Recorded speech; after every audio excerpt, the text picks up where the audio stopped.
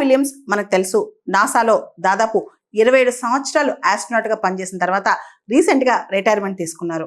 తన 27 సంవత్సరాల సుదీర్ఘ వృత్తి జీవితం గురించి ఆవిడ ఈ మధ్య మాట్లాడుతున్నారనమాట. తన పదవి విరమణ తర్వాత మనం చూస్తే కనుక రీసెంట్ గా ఆవిడ కేరళ లిటరేచర్ ఫెస్టివల్లో పాల్గొని అనేక అంశాలు ఆవిడ చెప్పుకొచ్చారు.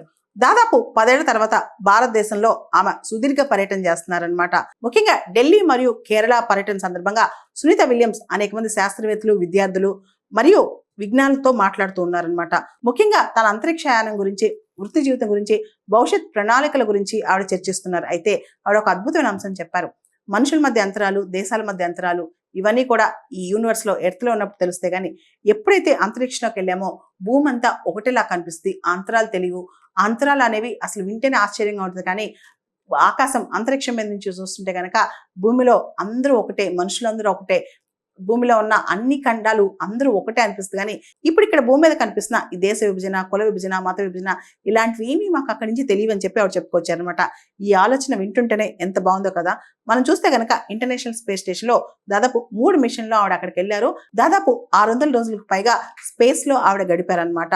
ఒక మహిళగా అత్యధిక గంటలు స్పేస్ వాక్ చేసిన ఘనత కూడా సునీత విలియమ్స్ కుందనమాట.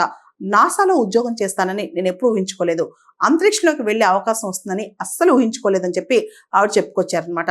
సునీత విలియమ్స్ తన జీవిత కాలంలో తన మధుర ఘట్టాలని నెమరు వేసుకుంటూ అంతరిక్ష మిషన్స్ ఏవైతే 3 మిషన్స్ ఆవిడ వెళ్ళిందో అవి మాత్రమే ఆవిడ చాలా గొప్ప మెమరీస్ ఇచ్చాయని ఆవిడ చెప్పిందనమాట.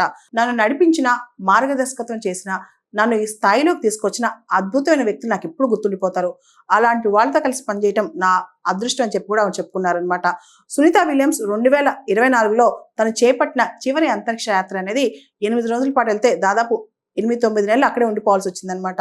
అయినా కానీ ఏ మాత్రం ఆధారపడలేదు. కానీ తన సొంత వారిని, తన ఫ్రెండ్స్ ని వాళ్ళని తలుచుకుని మాత్రం అప్పుడప్పుడు ఆవిడ కన్నీరు కార్చారంట. అది ఆవిడ ఒక ఇంటర్వ్యూలో చెప్పారనమాట.